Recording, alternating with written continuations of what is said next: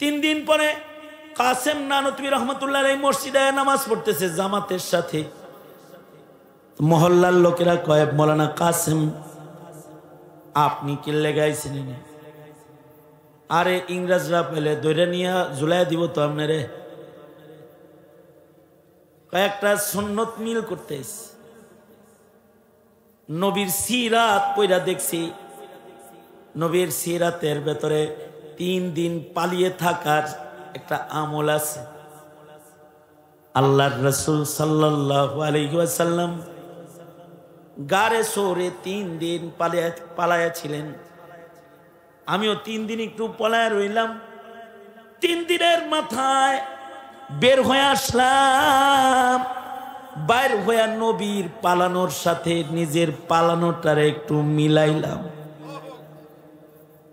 তাকমিলে মারিফত হি মুহাব্বত रसूलुल्लाह की है बंदगी, खुदा की है इताअत रसूलुल्लाह की। मानव जीवনের প্রতিটি আমল যতক্ষণ না সুন্নত তরিকায় না হবে ততক্ষণ পর্যন্ত সেটা আল্লাহর কাছে গ্রহণযোগ্য হবে না।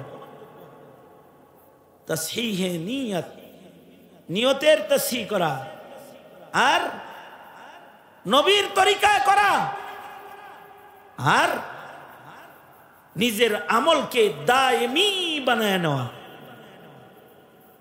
ওয়া ইন কাল্লা, যদিও আমলটা অল্প হয়, ছোট হয়, এটা যেন ধারাবাহিক হয়, ধারাবাহিক আমল হয়। লাইলাতুল কদরে সারা রাত নামাজ পড়ছিল, এরপরে সারা বছর আর পড়ে না। এরকম কদর উদযাপন করতে তোকে বলেছে কে? সবে বরাতে সারা রাত মসজিদে বসেছিল, তারপরের দিন থেকে আবার শেষ। না না, দায়েমি করো, দায়েমি। আল্লাহর রাসূলকে বলে, ওগো আল্লাহর নবী, কোন আমল আল্লাহর কাছে পছন্দের? নবী বলেন যে আমলটা দায়েমি আমল, সব সময় করা হয়।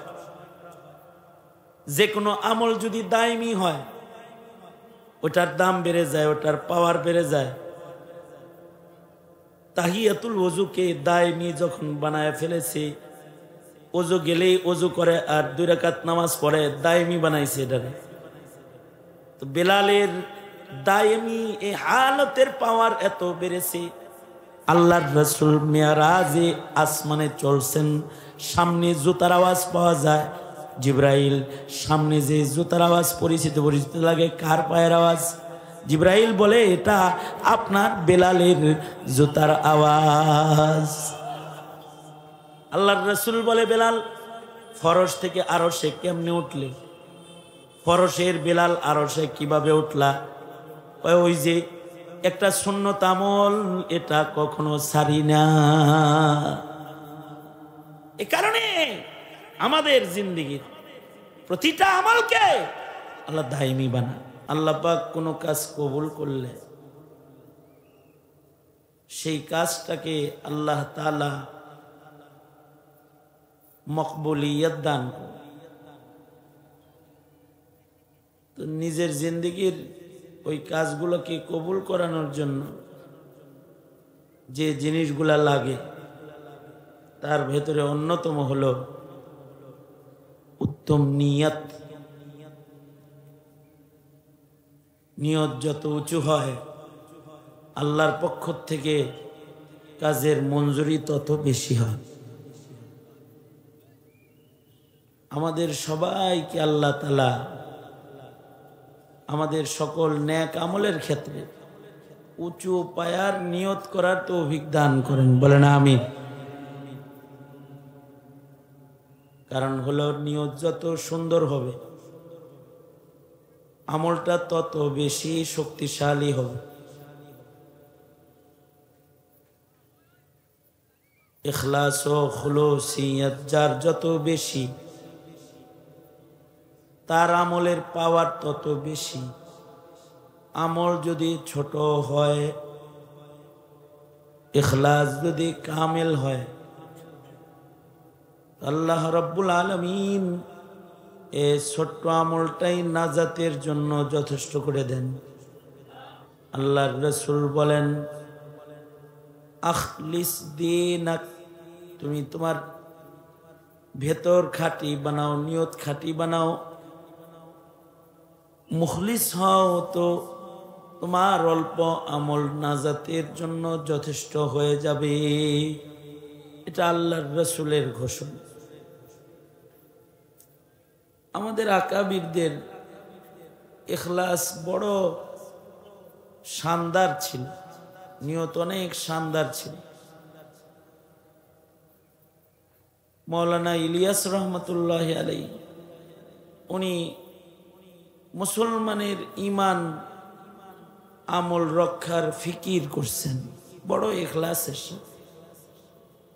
ফিকির করে দাওয়াত ও তাবলীগকে উনি উসুল হিসেবে দাঁড় করাইছেন। যেই তবলীগের চিল্লা, সাল, গাছ, মসজিদের আমল, সাপ্তাহিক আমল, মাসিক আমল এখন আমরা করি, এইটা উনি একটা মক্তব ঘরে বৈশা এটার ফিকির করছেন। কিন্তু ওনার ইখলাসের বরকতে আল্লাহ তাআলা এই দাওয়াত ও তাবলীগকে গোটা আলমের সব জায়গায় পৌঁছায় দিছে। এমন জায়গা আছে যেখানে মাদ্রাসা নাই কিন্তু তাবলীগ আছে। আল্লাহ তাআলা এইভাবে কবুল করছেন।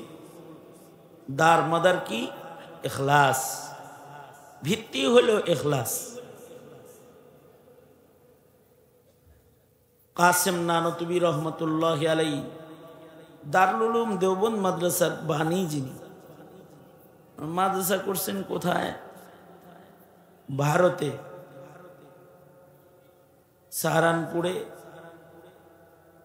দেওবন্দ গ্রামে এমন একটা জায়গা যেখানে ময়লার স্তূপ ছিল, জনবসতি কম, ডালিম গাছের নিচে কাসেম নানতুবি রহমতুল্লাহ আলাইহি ইলমে দ্বীনের খেদমত শুরু করছে। এইটাকে আল্লাহ এমন কবুল করছেন, আল্লাহ তাআলা দেওবন্দ মাদ্রাসার শাখা প্রশাখা সারা দুনিয়াতে ছড়াইয়া দিচ্ছেন। কিন্তু ওনাদের আর্থিক শক্তি কম ছিল, অনেক অর্থ ছিল না, অনেক সুন্দর বিল্ডিং ছিল না। ডালিম তলায় বসে কাজ করেছেন, কিন্তু নিয়ত বড় শক্তিশালী ছিল। আল্লাহ তাআলা সারা দুনিয়াতে চমকায় দিছেন। থানা ভবনের ছোট্ট কুঠুরিতে বসে হাজী ইমদাদুল্লাহ মুহাজিরে মক্কি রহমতুল্লাহ আলাইহি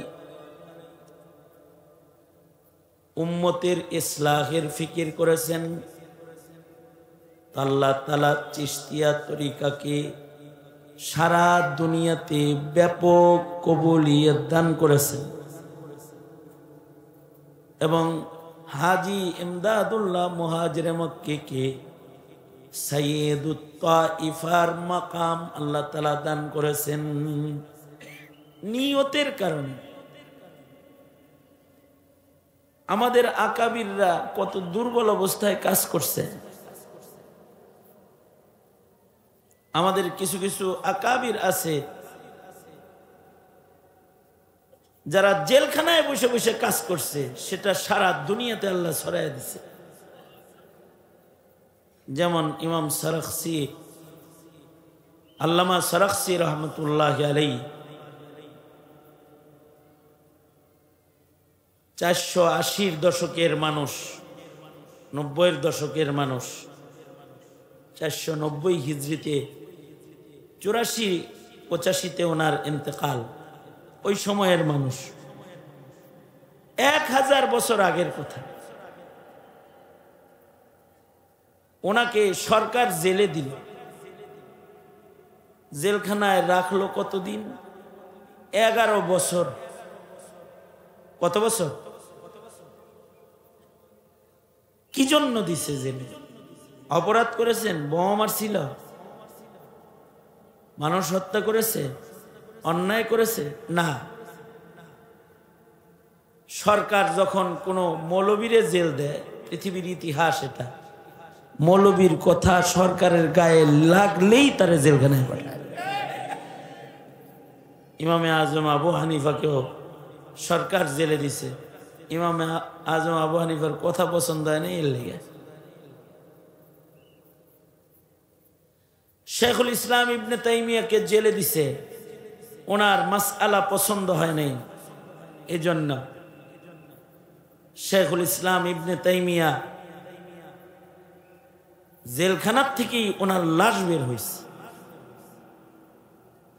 আশ্চর্য বিষয় হলো, সকালবেলায় জেলখানার থেকে লাশ বের হয়েছে, সন্ধ্যায় দাফন হয়েছে। নারী পুরুষ, মহিলারা বোরকা পরে, পুরুষরা দলে দলে ইবনে তাইমিয়ার বিদায় দেওয়ার জন্য রাস্তায় কাতার কাতার হয়ে দাঁড়ায় গেছে। ওনার লাশটা কবরে যাইতেছে। এবং আশ্চর্য বিষয় হলো, মানুষ ওনার মৃত দেহের উপরে, ওনার লাশের উপরে জামা ফিক্কা দিত। সেই জামাটা ওনার লাশের উপরে টাচ কইরা এটাকে বরকতের জন্য ঘরে নিয়ে গেছে। একটা মানুষের মরা লাশের এত কদর হয়েছে কখন? যখন তিনি মুখলিস হইছেন। তো আল্লাহ তাআলা ওনার শানকে বাড়ায়া দিছেন।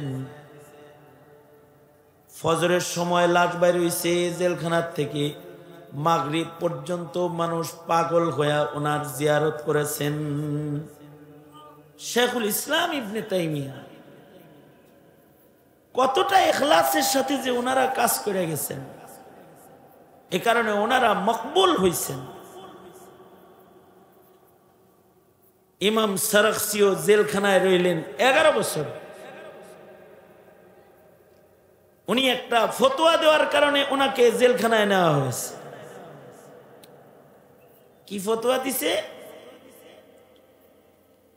ওই সময়ের বাদশাহে ওয়াক্ত, ওই সময়ের রাজা যিনি, বাদশাহ যিনি, তার ইচ্ছা হইল যে বান্দির সাথে জৈবিক চাহিদা পূরণ করবে, কিন্তু কুমারী বান্দি, এমন কুমারী যার এখনো পর্যন্ত ঋতুস্রাব একবারও হয়নি। তার খাহেশ হইল যার ঋতুস্রাব হয় নাই তার সাথে নিজের জৈবিক চাহিদা হালাল পন্থায় পূরণ করবে। বান্দি জায়েজ আছে, কিন্তু ইমাম সারাখসি ফতোয়া দিলেন, যতক্ষণ পর্যন্ত এই বান্দি, সুন্দরী বান্দি, এর যতক্ষণ পর্যন্ত হায়েজ না হবে, একটা ঋতুস্রাব না হবে, ততক্ষণ পর্যন্ত তার সাথে কোনো মেলামেশা মনিবের জায়েজ নেই। বাস, এই ফতোয়াটা বাদশার গায়ে লেগে গেল। এই ফতোয়া দেওয়ার কারণে ওনাকে জেলখানায় ফেলে দেওয়া হলো 11 বছর।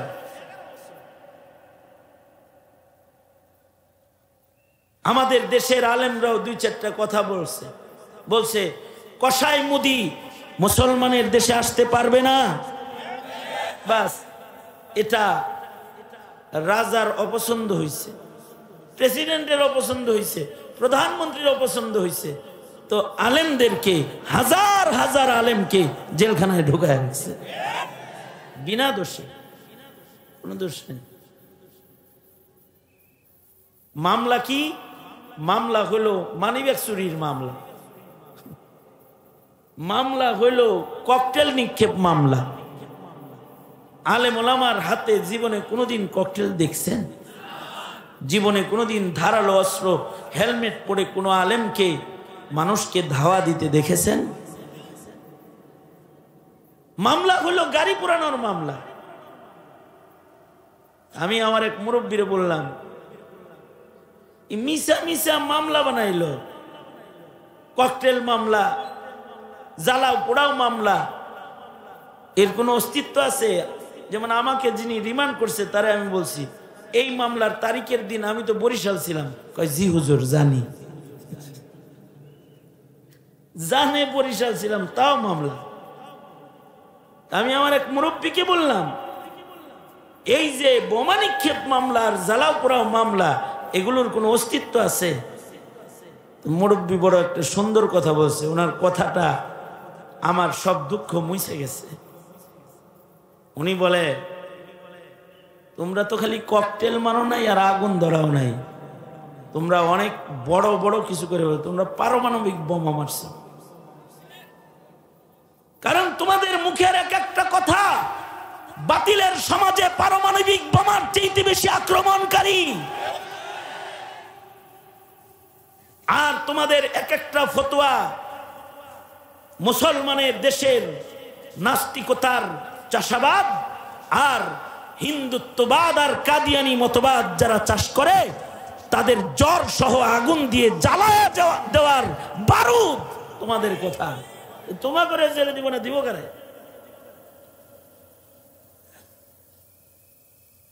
তার মানে হলো সময়ের রাজা বাদশার খেলাফ কথা হইলে যোগে যোগে আলেম নির্যাতিত হয়েছে। বাংলাদেশেও তাই। বাংলাদেশের আলেমরা অপরাধী নয়, তাদের অপরাধ হলো, যারা জেলবন্দি তাদের অপরাধ হলো সরকারের সিদ্ধান্ত, যা তার সিদ্ধান্ত তারা মানে না। সরকার ইসলামের খেলাফ যা করে তার বিরুদ্ধে আলেমরা গর্জে ওঠে, তখন তাদেরকে জেলখানায় বন্দী করা হয়। আল্লামা সারাখসি গর্জে উঠলেন, দাসী বান্দির সাথে মেলামেশা করতে হলে আগে তার ঋতুস্রাব হতে হবে, ঋতুস্রাব হওয়ার আগে তার সাথে মেলামেশা হারাম। এই ফতোয়াটা বাদশার গায়ে লেগে গেল। বাদশাহ আল্লামা সারাখসিকে জেলখানায় ফেলে দিল। ওই যুগের জেলখানা হলো মাটির নিচে গভীর কুয়া, কুয়ার ভেতরে ফেলে রাখত, কঠিন জেলখানা। আল্লামা সারাখসিকে কুয়ার ভিতরে ফেলে রাখছে, অর্থাৎ একটা কুয়ার ভেতরে ওনার জেল 11 বছর। এই কূপের ভেতরেই উনি কাজায়ে হাজত সারেন, পেশাব পায়খানা করেন। এই কূপের ভেতরে বসেই তিনি খানা খান। এই কূপের ভেতরে বসেই জায়নামাজ বিছায় এক কোণায় তিনি নামাজ আদায় করেন। কত কঠিন জেল! এই জেলের ভেতরে উনি রইলেন 11 বছর। ওই জেলখানার ভেতরে নীরব রন নাই। ওনার ছাত্ররা জেলখানার পাশে এসে বসে গেল, আর উনি জেলখানার থেকে হানাফি মাযহাবের উসুলগুলো জেলে বসে বসে উপরে তাকায়া তাকায়া বলতে লাগলেন।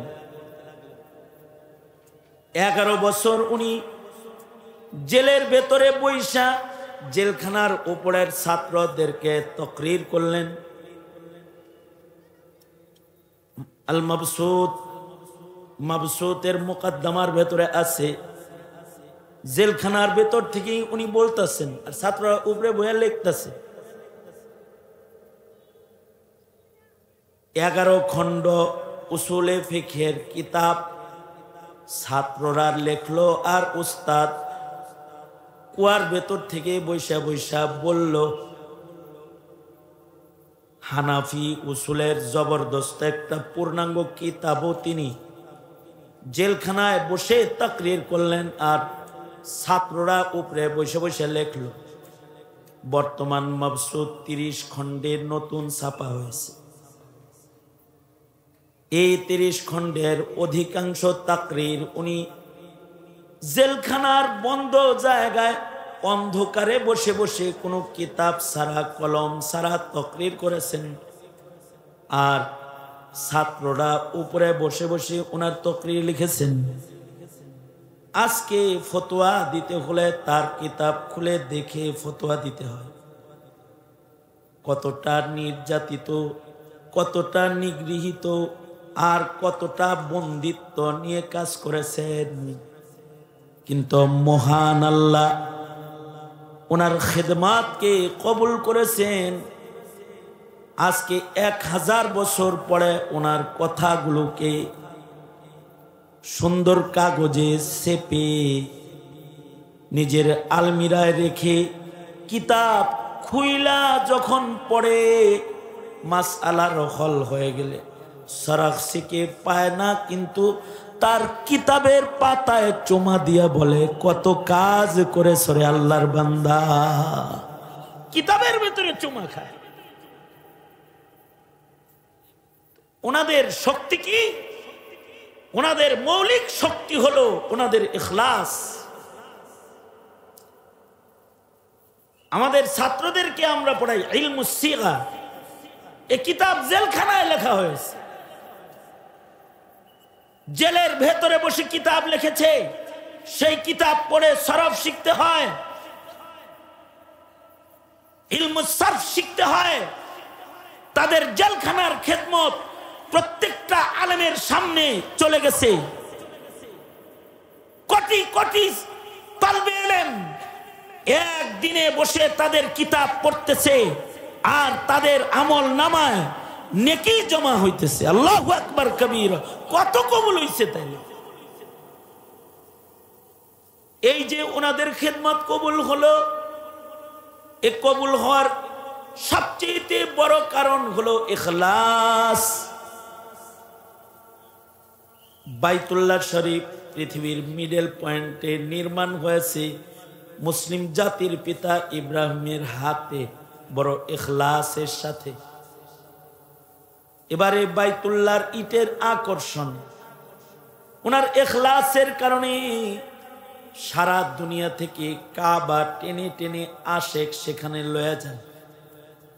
কাবারা হরদম তজল্লি মি ফুজুদ ইজে ইখলা সাতে ইব্রাহিম বুদ।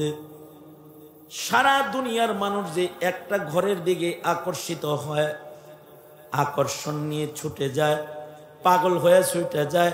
ঘরটা দেখার পরে দিলটা ঠান্ডা হয়ে যায়, সকল পেরেশানি দূর হয়ে যায়, আল্লাহর সাথে সম্পর্ক হয়ে যায়। এর ইটের ভেতরে এমন মানুষের হাত লাগছে যার ইখলাস বড় আলী, নিজের বন্ধু বানাইছেন, খলিল বানাইছেন তাকে। এ কারণেই আমাদের আকাবিরদের খুলুসিয়তের কারণে গাছতলায় অথবা নর্দমায় অথবা কূপের ভেতরে বসে অথবা মরুভূমির উপরে এক কোণে বসে যে খিদমতটা করেছেন, সেটাকেও আল্লাহ তাআলা ব্যাপক মকবুলিয়ত দান করেছেন। কারণ কি? শক্তি হলো তাদের ইখলাস, তাদের নিয়ত। এ কারণে একটা মুমিনের জীবনের সকল কাজের আসল ভিত্তি, মুমিন যেটা ঠিক করবে সেটা হলো নিয়ত। নিয়ত ঠিক হবে তো তার ছোট আমল বড় হয়ে যাবে। রব্বা আমালিন সগীরিন তুআযিমুহুন নিয়াহ, রব্বা আমালিন কবীরিন তুসাগগিরুহুন নিয়াহ। নিয়তে গন্ডগোল হবে তো বড় আমল ছোট হয়ে যাবে, নিয়ত ভালো হবে তো ছোট আমল কিন্তু এটা অনেক দামি হয়ে যাবে। এ কারণে আপনার আমার জীবনে মুখে একটি তাসবির উচ্চারণই হোক, এক রাকাত নামাজ হোক, একটা মাহফিলের কিছু সময়ের বয়ান হোক, একটা মাহফিলের ব্যবস্থাপনা হোক, অথবা একটা মসজিদের ছোট্ট একটি সাদাকার আমল হোক, অথবা কোনো দ্বীনি মাদ্রাসায় সাদকা খায়রাতের আমল হোক, মানব জীবনের সব আমলের এক নাম্বার ভিত্তি হবে নিয়তের উপর। নিয়ত ভালো, আমল ভালো। আমলটা কবুল হওয়ার জন্য দ্বিতীয় লক্ষণীয় বিষয় হলো সুন্নাত, নবী পাকের তরিকায় আমলটা করা। মানব জীবনের কোনো আমল ততক্ষণ পর্যন্ত আল্লাহর কাছে মূল্যবান হয় না যতক্ষণ পর্যন্ত সুন্নত না থাকে। বান্দার আমলের ভেতরে যখন সুন্নত হয় তখন বান্দার আমলটা মকবুল হয়। আর আমলের ভেতরে যত নবীর সুন্নত কমে আমলটা তত দুর্বল হয়। নিজের ব্যক্তিগত কাজ, পেশাব পায়খানা, ওযু ইস্তেনজার, নিজের ব্যক্তিগত কাজও যদি কেউ সুন্নত তরিকায় করে তাহলে সুন্নতের বরকতে মানব জীবনের সকল কাজগুলো ইবাদতে পরিণত হয়।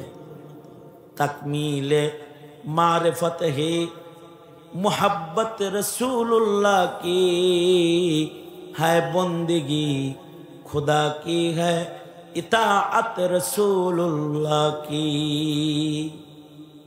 জীবনের সকল কাজ এটা বন্দিগি হবে তখন, নবীর তরিকা মতো হবে যখন, নিজের তরিকা মতো না, নবীর তরিকা। তবলিগ করবা, নবীর তরিকা। নামাজ পড়বা, নবীর তরিকা। নসিহত করবা, নবীর তরিকা। আমল করবা, নবীর তরিকা। ঘর থেকে বের হইবা, নবীর তরিকা। ভিতরে ঢুকবা, নবীর তরিকা।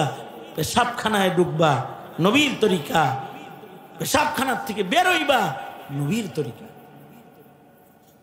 যার জিন্দেগিতে ইমানের পাশাপাশি নেক আমলের ভেতরে নবীর তরিকা যত বেশি মিলবে তার জিন্দেগির মূল্য তত বাড়বে। আশ্চর্য আমাদের আকাবিররা, ওনারা খুইটা খুইটা খুইটা খুইটা ছোট ছোট আমলকেও নবীর তরিকায় ফেলছেন। যেমন সাহাবায়ে কেরাম, তাবেঈন, তাবে তাবেঈন, আইম্মায়ে মুজতাহিদিন, ওলিয়া কেরাম, বুজুর্গানে দ্বীন, খুইটা খুইটা খুইটা খুইটা নবীর তরিকার সাথে নিজের জিন্দেগি মিলাইছে। হযরত উম্মে হাবিবা রাদিয়াল্লাহু আনহা, উম্মুল মুমিনিন হযরত উম্মে হাবিবার ভাই মারা গেল, ওনার ভাইয়ের ইন্তেকাল হয়েছে। ঘরে যদি মানুষ মারা যায়, নবীর তরিকা হলো 3 দিন শোক পালন করবে। শোকার্ত থাকবে কয়দিন? হ্যাঁ বলেন, কয়দিন? ভাই মারা গেল, বোন মারা গেল, চাচা মারা গেল, খালু মারা গেল, খালা মারা গেল, মা মারা গেল, বাবা মারা গেল, শোক থাকবে 3 দিন। এটা নবীর সুন্নাত। 3 দিন পর্যন্ত শোকার্ত হালাত সুন্নাত। হ্যাঁ, যদি কোনো মহিলার যদি স্বামী মারা যায় তাহলে তার শোকার্ত হালত হলো 4 মাস 10 দিন। মহিলাকে স্বামীর বিয়োগে শোক লম্বা সময় শোকার্ত থাকতে হয়, আল্লাহর বিধান। মহিলাদের ইদ্যত পালন করতে হয়, নির্ধারিত আল্লাহর নির্বাচিত সময় পর্যন্ত ইদ্যত পালন করতে হয়। এর বহু কারণ, কিন্তু এছাড়া যত মানুষ দুনিয়াতে মরবে শোক মাত্র 3 দিন। 3 দিনের পরে আর শোক নাই। হযরত উম্মে হাবিবার ভাই মারা গেল, 3 দিন হয়ে গেল। 3 দিনের মাথায় হযরত উম্মে হাবিবা সুন্দর করে সাজুগুজু করলেন। হাসি আসে না, চোখে পানি, ভাইয়ের বিয়োগ বেদনা, তারপরেও উনি হাসেন, সব কাজ করেন, সুন্দর কাপড় পরে সাজগোজ করে চলেন। সবাই বলে, উম্মুল মুমিনিন, আপনার চোখ দেখে মনে হয় আপনি কাতর, কিন্তু ইচ্ছা কইরা এমন হাসির অভিনয় করতেছেন, সাজগোজ করতেছেন কেন? হযরত উম্মে হাবিবা বলেন, ভাইয়ের বিয়োগ যন্ত্রণা আমারে খুব কষ্ট দিতেছে, একসাথে বড় হয়েছি, কিন্তু নবী বলছে 3 দিনের পরে শোক নাই, তাই নবীর সুন্নতের শোকটা সুন্নত তরিকায় বানানোর জন্য হাসি আসে না, তাও অভিনয় কইরা আমি হাসতাছি। সুবহানাল্লাহ। মানে নবীর তরিকায় নিজের জিন্দেগির সবকিছুকে মিলাইবার মেহনত করা। কামাল কর দিয়া উলাইকা আবাই, আমাদের পিতৃপুরুষরা আশ্চর্য নবীর অনুকরণ করছে। হুজ্জাতুল ইসলাম কাসেম নানতুবি রহমাতুল্লাহি আলাইহি, কাসেম নানতুবি রহমাতুল্লাহি আলাইহি, ওনার ব্যাপারে ইংরেজদের গ্রেফতারি পরোয়ানা জারি হলো। মৌলভী কাসেমকে যেখানে পাও সেখানে গ্রেফতার করো, মৃত্যুদণ্ড। কাসেম নানতুবি রহমাতুল্লাহি আলাইহি 3 দিন পালায়া থাকলেন। কয়দিন? 3 দিন। 3 দিন পরে কাসেম নানতুবি রহমাতুল্লাহি আলাইহি মসজিদে নামাজ পড়তেছে জামাতের সাথে। মহল্লার লোকেরা কয়, মৌলানা কাসেম আপনি কি লেগাইছেন? আরে ইংরেজরা পেলে দৈরা নিয়ে ঝুলাই দিব তো আপনারে। কয়েকটা সুন্নত মিল করতে, নবীর সিরাত পয়রা দেখছি, নবীর সিরাতের ভেতরে 3 দিন পালিয়ে থাকার একটা আমল আছে। আল্লাহর রাসূল সাল্লাল্লাহু আলাইহি ওয়াসাল্লাম গারে সৌরে 3 দিন পালায়া ছিলেন। আমিও 3 দিন একটু পলায় রইলাম। 3 দিনের মাথায় বের হয়ে আসলাম। বাইর হয়ে নবীর পালানোর সাথে নিজের পালানোটারে একটু মিলাইলাম। তাকমিলে মারিফত হি মুহাব্বত रसूलुल्लाह की है बंदगी, खुदा की है इताअत रसूलुल्लाह की। মানব জীবনের প্রতিটি আমল যতক্ষণ না সুন্নত তরিকায় না হবে ততক্ষণ পর্যন্ত সেটা আল্লাহর কাছে গ্রহণযোগ্য হবে না। তাসহিহে নিয়ত, নিয়তের তাসহিহ করা আর নবীর তরিকায় করা আর নিজের আমলকে দায়েমি বানায় নেওয়া। ওয়া ইন কাল্লা, যদিও আমলটা অল্প হয়, ছোট হয়, এটা যেন ধারাবাহিক হয়, ধারাবাহিক আমল হয়। লাইলাতুল কদরে সারা রাত নামাজ পড়ছিল, এরপরে সারা বছর আর পড়ে না। এরকম কদর উদযাপন করতে তোকে বলেছে কে? সবে বরাতে সারা রাত মসজিদে বসেছিল, তারপরের দিন থেকে আবার শেষ। না না, দায়েমি করো, দায়েমি। আল্লাহর রাসূলকে বলে, ওগো আল্লাহর নবী, কোন আমল আল্লাহর কাছে পছন্দের? নবী বলেন যে আমলটা দায়েমি আমল, সব সময় করা হয়। যে কোনো আমল যদি দায়েমি হয় ওটার দাম বেড়ে যায়, ওটার পাওয়ার বেড়ে যায়। তাহিয়াতুল ওযুকে দায়েমি যখন বানায় ফেলেছে, ওযু গেলেই ওযু করে আর 2 রাকাত নামাজ পড়ে, দায়েমি বানাইছে এটারে। তো বেলালের দায়েমি এই হালতের পাওয়ার এত বেড়েছে, আল্লাহর রাসূল মিরাজে আসমানে চলছেন, সামনে জুতার আওয়াজ পাওয়া যায়। জিবরাইল সামনে যে জুতার আওয়াজ পরিচিত পরিচিত লাগে, কার পায়ের আওয়াজ? জিবরাইল বলে, এটা আপনার বেলালের জুতার আওয়াজ। আল্লাহর রাসূল বলে, বেলাল ফরশ থেকে আরশে কেমনে উঠলে? ফরশের বেলাল আরশে কিভাবে উঠলা? ওই যে একটা সুন্নত আমল, এটা কখনো ছাড়ি না। এ কারণে আমাদের জিন্দেগির প্রতিটা আমলকে আল্লাহ দায়েমি বানায়। কমিশনার মামার এই মাদ্রাসাকে আল্লাহ তাআলা কিয়ামত পর্যন্ত দায়েম কায়েম রাখে। আমিন বলেন, জোরে করে বলেন আমিন। এক সময় গাজী আল মাহমুদ থাকবে না অথবা কমিশনার থাকবে না, সেদিনও যেন এই মাদ্রাসা দায়েম থাকে, কায়েম থাকে। এক সময় এরা থাকবে না, কিন্তু যেন এই তাফসীর মাহফিলকে আল্লাহ দায়েম কায়েম রাখে, তখন এটার মূল্য বেড়ে যাবে। ঈমানের সাথে নেক আমল যখন পাওয়ারফুল যুক্ত হয়ে যাবে, তো আল্লাহ বলেন ইন্নাল্লাযীনা আমানু ওয়া আমিলুস সালিহাত, ঈমানের সাথে নেক আমল যুক্ত হয়েছে, আল্লাহ তাআলা তাকে ফেরদাউস জান্নাত দান করবে। কানাত লাহুম জান্নাতুল ফিরদাউসি নুজুলা।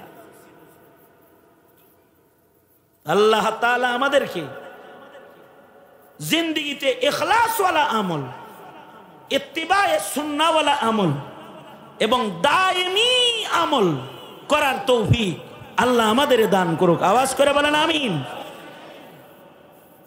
আমার অত্যন্ত স্নেহের আদরের ছোট ভাই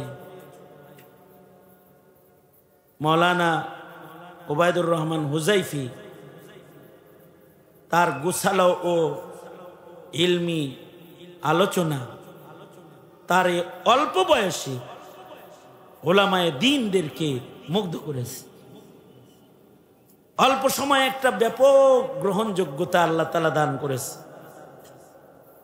আমার পূর্বে মুফতি রেজাউল করিম আবরার, আমার অত্যন্ত স্নেহের ছোট ভাই, এমন কোন সপ্তাহ নাই যে সপ্তাহে লম্বা কোনো কথোপকথন আমার সাথে তার সাথে হয় না।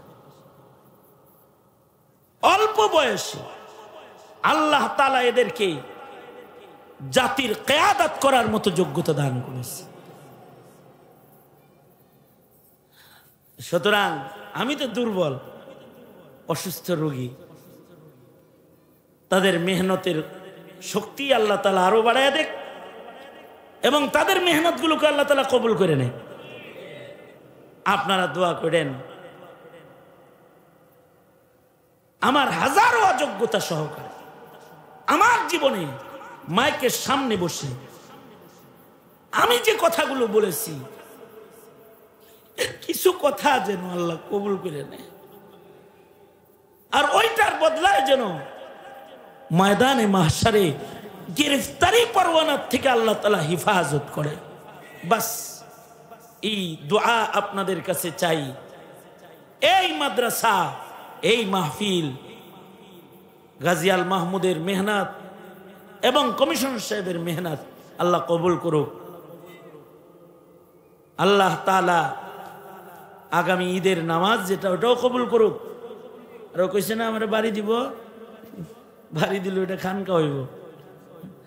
আল্লাহ তাআলা এখানে খানকাহি নিজাম করার তৌফিক দান করুন। আমিন। ওয়া আখিরু দাওয়ানা আলহামদুলিল্লাহি রাব্বিল আলামিন। আসসালামু আলাইকুম ওয়া রাহমাতুল্লাহি ওয়া বারাকাতুহু।